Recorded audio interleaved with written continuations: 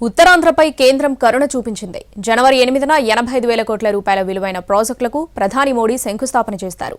వీటిలో దశాబ్దాల కలగా మిగిలిపోయిన రైల్వే జోన్, పారిశ్రామిక ప్రగతికి దిక్సూచిగా నిలిచే private steel plant, green hydrogen hub ఉన్నాయి.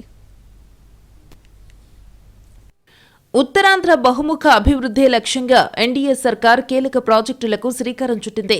జనవరి 8న రాష్ట్రానికి రానున్న ప్రధాని నరేంద్ర మోడీ 85,000 కోట్ల విలువైన పనులను ప్రారంభించనున్నారు. వీటిలో railway zone, NTPC green hydrogen hub, Mittal steel plant ప్రధానమైనవి. అచ్యుతాపురం పారిశ్రామిక ప్రాంతంలో ఎన్టీపీసీ, ఏపీ జెన్కో భాగస్వామ్యంతో గ్రీన్ హైడ్రోజన్ హబ్ ను ఏర్పాటు చేయనున్నారు. అలాగే నక్కపల్లి సమీపంలో పారిశ్రామిక దిగ్గజ సంస్థ Mittal group integrated steel plant ను నిర్మించనుంది. 2 దశల్లో నిర్మితం కానున్న స్టీల్ ప్లాంట్ రాకతో ఈ ప్రాంతం ముఖచిత్రం మారిపోతుందనే అంచనాలున్నాయి. మరోవైపు దశాబ్దాల నాటి కలగా మిగిలిపోయిన రైల్వే జోన్ ఎట్టకేలకు సాకారమవుతోంది. విశాఖ కేంద్రంగా దక్షిణ కోస్తా రైల్వే జోన్ కేంద్ర కార్యాలయం నిర్మాణ పనులను ప్రధాని ప్రారంభిస్తారు. విభజన చట్టంలో విశాఖ కేంద్రంగా రైల్వే జోన్ను కేంద్రం ప్రకటించింది. దాదాపు 5 ఏళ్లు జోనల్ హెడ్ క్వార్టర్స్ నిర్మాణానికి అవసరమైన భూ కేటాయింపులపై సందిగ్ధత నడిచింది. ముడసర్లోవ దగ్గర గత ప్రభుత్వం ప్రతిపాదించిన సుమారు 50 ఎకరాలపై ఉన్న సమస్యలను కూటమి సర్కారు క్లియర్ చేసింది. ఇప్పటికే టెండర్ల ప్రక్రియ ముగింపు దశకు చేరుకుంది.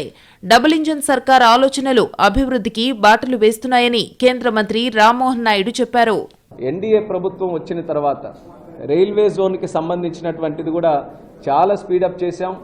గత 5 సంవత్సరాలు ముందున్నటువంటి ప్రభుత్వం రైల్వే జోన్ అనౌన్స్ చేసినప్పటికీ కేంద్ర ప్రభుత్వం స్థానికంగా సుమారు 50 ఎకరాల ల్యాండ్ అది కూడా ఇవ్వలేకపోవడం వల్ల అంతరాయం కలిగింది. మళ్ళీ మన ప్రభుత్వం వచ్చిన తర్వాత డబుల్ ఇంజిన్ సర్కార్ తాలూకా స్పీడ్తో ఆ భూమిని కూడా ఈరోజు కేటాయించి వేగవంతంగా పనులు మొదలుపెట్టడానికి కార్యాచరణ కూడా మొదలుపెట్టాం. జనవరి 8న ప్రధాని అనకాపల్లి జిల్లా పర్యటనను రాష్ట్ర ప్రభుత్వం అత్యంత ప్రతిష్టాత్మకంగా భావిస్తోంది.